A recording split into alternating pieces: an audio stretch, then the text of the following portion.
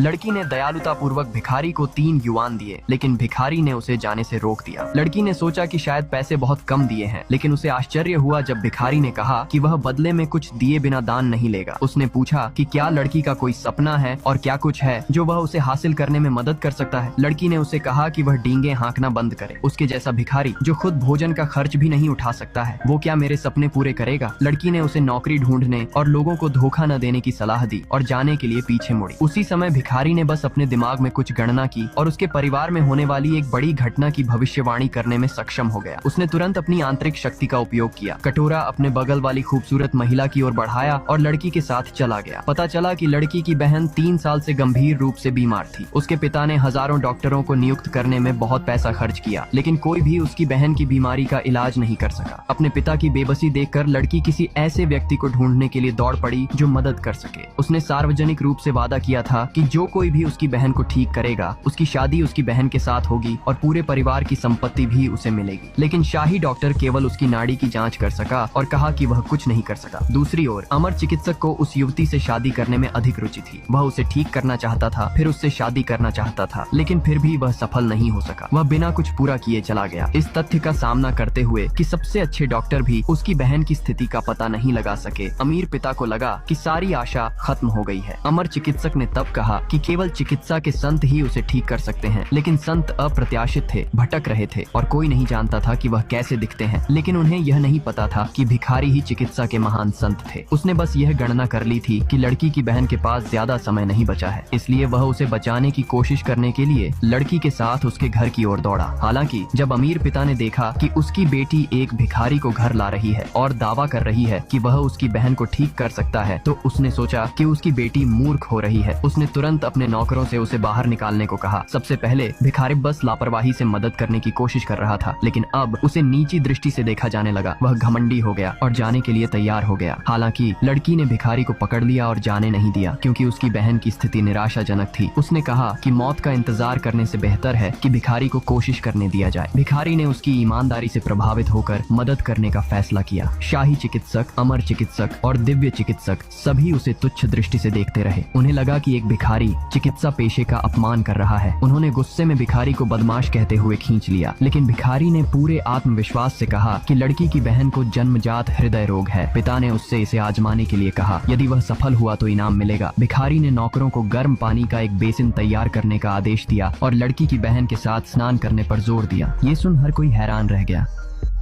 लड़की ने दयालुता पूर्वक भिखारी को 3 युआन दिए,